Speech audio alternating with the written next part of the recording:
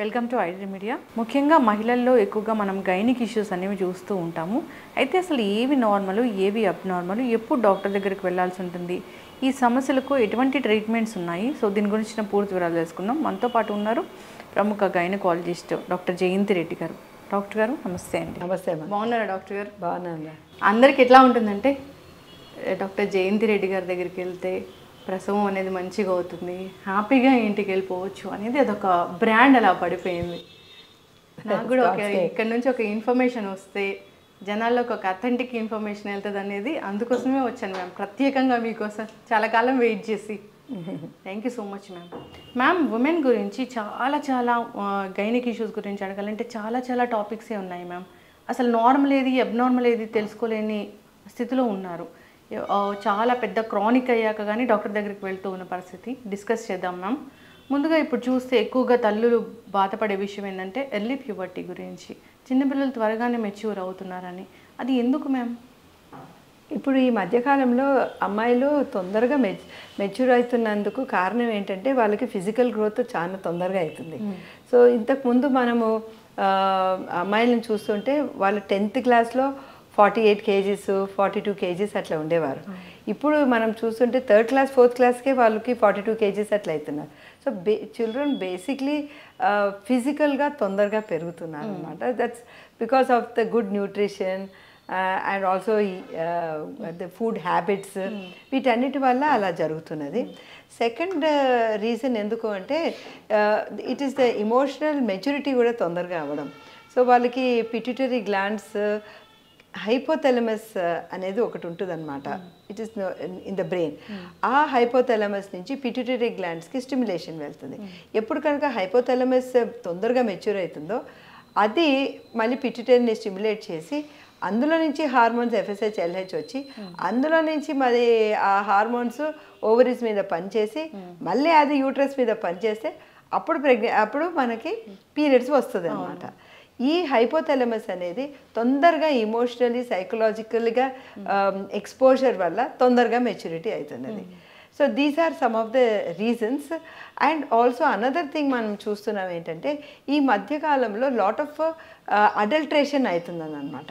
So pollution అనేది ఎక్కువగా ఉంటుంది, పెస్టిసైడ్స్ ఎక్కువ వాడుతున్నారు. సో పెస్టిసైడ్స్ మనం చూస్తే అది కూడా ద స్ట్రక్చర్ ఈస్ట్రోజన్స్ లాగానే ఉంటుంది.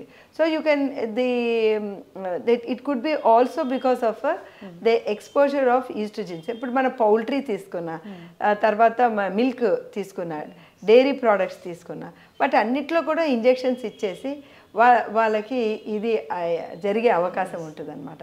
సో దానివల్ల ఎక్స్ట్రా ఈస్ట్రోజన్స్ అంటే యంగర్ ఏజ్ గ్రూపు పిల్లలు ఎక్స్పోజ్ అవుతున్నారు. వీటన్నిటి వల్ల కూడా ప్రికాషన్స్ ప్యూబర్టీ రావచ్చు. తర్వాత ఇవన్నీ పక్కకు పెట్టి కొన్నిసార్లు రియలీ సమ్ ప్రాబ్లం ఉండొచ్చు లోపల, లైక్ హైపోథైరాయిడిజం, హార్మోనల్ ఇంబ్యాలెన్స్, లేదా something to do with the pituitary gland, adrenal gland. So ఇలాంటివన్నిటితో కూడా హార్మోనల్ ఎండోక్రైనలాజికల్ ప్రాబ్లం ఉండి కూడా ఇది జరగచ్చు. ఎస్ మ్యామ్, చాలా చక్కగా చెప్పారు మ్యామ్. మ్యామ్, అంటే ఒక ఏజ్కే పిల్లలు పెద్ద మనిషి అవ్వాలంటే ఆ ఏజ్ అంటే ఏంటి అసలు కరెక్ట్గా? ఇంతకు ముందే అంటే సమ్ 40 years ago 12 yearsకి అలాగా యావరేజ్ ఏజ్ పెద్ద మనిషి అయ్యేవాళ్ళు అనమాట, ±2 years. అండ్ ఇప్పుడు ఏమంటే 10 years టచ్ అవ్వగానే పెద్ద మనిషి అవుతున్నారు. పెద్ద మనిషి అయ్యేదానికంటే 2 సంవత్సరాల ముందే కొన్ని బాడీలో చేంజెస్ జరుగుతూ ఉంటుంది. సో ఆకారం చేంజ్ అవుతూ ఉంటుంది, వాళ్ళకి బాడీ కాంటూర్ చేంజ్ అవుతుంది, బ్రెస్ట్ డెవలప్మెంట్ ఉంటుంది, అండ్ హిప్ డెవలప్మెంట్ ఉంటుంది. ఇవన్నీ కూడా 2 years బిఫోర్ నుంచే స్టార్ట్ అవుతుంది. దాన్ని మేము ఏమంటామంటే మా టెక్నికల్ లాంగ్వేజ్లో టీలార్కి అడ్రినార్కి అంటాం అనమాట. సో హెయిర్ డెవలప్మెంట్ ఇవన్నీ కూడా, సో అండర్ ఆర్మ్స్లో హెయిర్ డెవలప్మెంట్ ఇవన్నీ కూడా. సో అప్పుడు ఈ 2 years ముందు ఎవరికి కనుక 10 yearsకి పెద్ద మనిషి అయ్యేదంటుంటే 8 years నుంచే బ్రెస్ట్ డెవలప్మెంట్ స్టార్ట్ అవుతుంది. సో అట్లా మనకి తెలుస్తుంది అనమాట. ఈ 12 years నుంచి ఇప్పుడు ఆల్మోస్ట్ యావరేజ్ ఏజ్ 10 years అయిపోయింది. నా so from 10 years onwards 16 years వరకు పెద్ద మనిషి ఎప్పుడన్నా అవ్వచ్చు. సో ఎప్పుడు కనుక మనకి రెడ్ ఫ్లాగ్, ఎప్పుడు మనము వరి అవ్వాలి, ఇప్పుడు మనం ఒకటి ఏంటంటే ఒక ఎండ్ తొందరగా వచ్చేస్తుంది పీరియడ్స్, పెద్ద మనిషి తొందరగా అవుతున్నామని ఒక సైడ్ మనం వరి అవుతున్నాం. ఇంకొక సైడు మనం తెలుసుకోవాల్సిన విషయం ఏంటంటే 16 సంవత్సరాల వరకు కూడా పెద్ద మనిషి కాలేదు అంటే మనం వరి అవ్వాల్సిన అవసరం ఉంది. అట్లీస్ట్ సెకండరీ సెక్షువల్ క్యారెక్టర్స్ అంటారనమాట, అది కూడా డెవలప్ కాలేదంటే.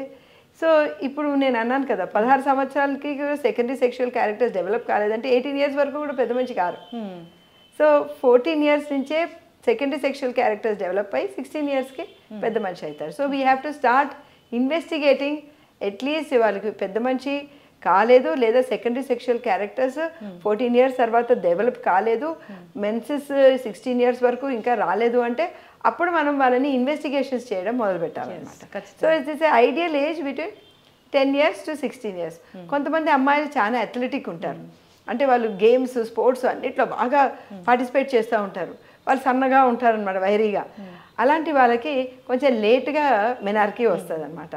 ఇంకొక విషయం ఏంటంటే మనం హిస్టరీ తీసుకోవాలి, వాళ్ళ మదర్స్కి, వాళ్ళ పిన్నమ్మలకి, వాళ్ళ సిస్టర్లకి. సో జెనెటిక్ రీజన్ కూడా దీనికి చాలా ఇంపార్టెంట్. సో వాళ్ళకి ఎర్లియర్గా కూడా వస్తున్నది, లేదా చాలా లేట్గా వాళ్ళ మదర్ 16 ఇయర్స్కి పెద్ద మనిషి అయింది అంటే ఈ అమ్మాయి కూడా 16 ఇయర్స్కి అయ్యే అవకాశం ఉంటుంది. So even genes play a important role. చిన్నతనంలో ఇప్పుడు మనం మీరు చెప్పిన ఏజ్ కన్నా ముందుగా వాళ్ళు మెచ్యూర్ అవుతే కనుక అంటే వాళ్ళకి పీరియడ్స్ అనేవి నార్మల్గానే వస్తాయా? రావచ్చమ్మా, రావచ్చు. కానీ మరీ చిన్న పిల్లలు ఉంటారు, వాళ్ళు 3rd క్లాస్ 4th క్లాస్ ఉంటారు, వాళ్ళకి మెన్స్ట్రువల్ హైజీను అది మెయింటైన్ చేయడం అవన్నీ కొంచెం కష్టమవుతుంది. సో అలాంటప్పుడు తొందరగా వస్తున్నదంటే మాత్రం పీడియాట్రిక్ ఎండోక్రైనాలజిస్ట్ ఉంటారు, వాళ్ళని వెళ్ళి కలవాలన్నమాట. వాళ్ళకి కొన్ని ఇంజెక్షన్స్ ఉంటుంది, అది ఇచ్చి కొంచెం డిలే చేయొచ్చు. ఓకే మ్యామ్, ఇప్పుడు 16 ఇయర్స్ వరకు వాళ్ళు మెచ్యూర్ అవ్వలేదు అంటే సో వాళ్ళకి ట్రీట్మెంట్ అంటే ఎలా ఉంటుంది? వాళ్ళు నెక్స్ట్ మ్యారేజ్ వరకు వెళ్ళొచ్చా? సో ఓవరాల్గా దీని గురించి. దీనికి చాలా కారణాలు ఉంటాయమ్మా. సో మెయిన్ కారణం ఏముంటుందంటే ముల్లేరియన్ ఏజెనసిస్ అంటాం. ముల్లేరియన్ ఏజెనసిస్ అంటే ఈ పర్టికులర్ డక్ట్స్లో నుంచి యూట్రస్, ట్యూబ్స్, పైన ఉన్న సర్విక్స్ ఇవన్నీ డెవలప్ అవుతూ ఉంటుంది. Then are it can be the lower part అనమాట. సో ఈ జననేంద్రియాలు ముల్లేరియన్ డక్ట్ నుంచి ఫామ్ అవుతుంది, మరి కిందకు వచ్చేసి మళ్ళీ అక్కడి నుంచి ఒక సెప్టమ్ తయారయ్యి, ఈ సెప్టమ్ ఓపెన్ అయిపోయినాక అఖండగా వజైనా తయారయ్యి అక్కడి నుంచి బ్లీడింగ్ అవుతుంది. కానీ ఏమవుతుంది, ఇవన్నీ కూడా ఇంట్రాయూట్రైన్ లైఫ్లోనే తయారవుతుంది. అంటే బేబీ కడుపులో ఉన్నప్పుడే వాళ్ళ యూట్రస్ అన్నీ తయారైపోతుంది అనమాట. కొంతమందికి మనం చూస్తామన్నమాట, ఆడపిల్లలకి డెలివరీ అయిపోయిన తర్వాత 3వ రోజు 4వ రోజు మనం వాళ్ళకి బ్లీడింగ్ కనిపిస్తుంది. సో దట్ మీన్స్ వాళ్ళకి ఇంట్రాయూట్రైన్ టైంలోనే వాళ్ళ యూట్రస్ అంతా కూడా ఫార్మేషన్ అవుతుంది. ఆ బ్లీడింగ్ ఎందుకు జరుగుతుంది? తల్లి నుంచి వచ్చిన హార్మోన్స్ కరెక్ట్గా కట్ ఆఫ్ అయిపోతుంది. సో మనకి విత్డ్రావల్ బ్లీడింగ్ లాగా కనిపిస్తుంది. సో అది మనం వరి కానవసరం లేదు, మనం క్లియర్గా మనం చెప్పొచ్చు అనమాట అమ్మాయికి, వాళ్ళ అమ్మకి చెప్పచ్చు దట్ మీ ట్రాక్ట్ అంతా బాగుంది, సరైన టైంలో పెద్ద మనిషి అవుతుంది అని చెప్పేసి you need not worry about that. But this is one thing, tract సరిగ్గా డెవలప్ కాకుండా ఆ సెప్టమ్ ఒకటి అడ్డంగా గోడలాగా ఉంటాయి, అది హైమన్, కన్యపొర దగ్గర కూడా అవ్వచ్చు, little higher up transverse vaginal septum అంటారు, అక్కడ కూడా అడ్డం గోడలాగా ఉంటుంది అనమాట. That has to open up, అది కాదు. సో దాన్ని ఇంపర్ఫరేట్ హైమన్ లేదా ట్రాన్స్వర్స్ వెజైనల్ సెప్టమ్ అంటారు, లేదా సర్విక్స్ లేకపోవడం, యూట్రస్ లేకపోవడం, సో హైపోప్లేసియా, ఏప్లేసియా అట్లాంటివి ఉంటుంది. సో దాన్ని మనం ముల్లేరియన్ ఏజెనసిస్ అంటాం, అసలు తయారు కాకపోవడం. ఇలాంటి వాళ్ళకి ఓవరీస్ ఉండొచ్చు, కానీ వాళ్ళకి ఇది తయారు కాకపోవచ్చు. That is one thing. అంటే సెంట్రల్ ఆర్గన్స్ తయారు కాకపోవడం, లేదా తయారయ్యి దానికి అడ్డం గోడలు ఉండడం. సో అలాంటప్పుడు మనం ఏం చేస్తాము, ఈ అమ్మాయికి ఎలా ఉంటుందంటే సిమ్టము, ప్రతి నెల విపరీతంగా పొత్తి కడుపులో నొప్పి ఉంటుంది, అంటే బ్లీడింగ్ అవుతున్నది, అది లోపలే ఉంటుంది, బయటికి రావటం లేదు. సో దాన్ని క్రిప్టోమెనోరియా అంటాము, లోపలే ఉండిపోతుంది బ్లీడింగ్. సో మనకి కింద భాగంలో ఉంది అనుకోండి, జస్ట్ పొర దగ్గర ఉంది అనుకోండి, మనం జస్ట్ లేబియా సెపరేట్ చేసి చూస్తేనే మనకి కనిపిస్తుంది, ఆడ బల్జ్ లాగా కనిపిస్తుంది. దాన్ని మనం ఇన్సిషన్ ఇచ్చినామనుకోండి, క్రాస్ ఇన్సిషన్ ఇస్తే అక్కడి నుంచి మనకి ట్రాక్ట్ ఓపెన్ అవుతుంది. కొంచెం హయ్యర్ లెవెల్లో ఉంది అంటే అండర్ అనస్థీషియా మనం కరెక్ట్గా అల్ట్రాసౌండ్ గైడెన్స్ పెట్టుకొని ఈ కరెక్ట్గా దాన్ని వెజనల్ సెప్టమ్ ఇన్సిషన్ చేయొచ్చు. కానీ అస్సలే లేదు అనుకోండి పైనుంచి ములేరియన్ ఏజెన్సిస్ మనం ఏమీ చేయలేము. ఇలాంటి పిల్లలకి మనము బాగా చదువుకోమా అని చెప్పేసి తర్వాత వీళ్ళకి ఓవరీస్ ఉంటాయి కనుక ఆ ఓవరీస్లో నుంచి ఎగ్ తీసి సరోగేసీకి పంపించవచ్చు. లేదా వాళ్ళ చుట్టాల్లో ఎవరైనా యూట్రస్ డొనేట్ చేస్తే ఆ యూట్రస్ని ట్రాన్స్ప్లాంటేషన్ చేసి అక్కడి నుంచి వాళ్ళకి వాళ్ళ గర్భంలోనే అండము పొదిగే వచ్చేటట్టు చేయొచ్చు అనమాట. సో ప్రెగ్నెన్సీ రావచ్చు, కానీ ఏం చేస్తామో ఒక్కసారికే ట్రై చేస్తారు, దాని తర్వాత మళ్ళీ ఆ యూట్రస్ని తీసేస్తారు. సో అలాగా ములేరియన్ ఏజెన్సిస్ దేవుడు యూట్రస్ ఇవ్వకుండా మనం ట్రాన్స్ప్లాంటేషన్ చేసి చేయొచ్చు. ఇది చేస్తున్నారండి ఇప్పుడు మన ఇండియాలో కూడా ఈ యూట్రైన్ ట్రాన్స్ప్లాంటేషన్ వచ్చింది. బట్ ఇవన్నీ కూడా ఐవీఎఫ్ ప్లస్ యూట్రైన్ ట్రాన్స్ప్లాంటేషన్ కలిసి చేయాలి. పూణేలో చాలా రెగ్యులర్గా చేస్తున్నారు. ఇది మనకు ములేరియన్ ఏజెన్సిస్. నా స్టిల్ ఫర్దర్ యూట్రస్ బాగా ఉండొచ్చు, కానీ sometimes they can be some genetic problem like Turner syndrome అట్లాంటిది ఏమన్నా ఉండొచ్చు.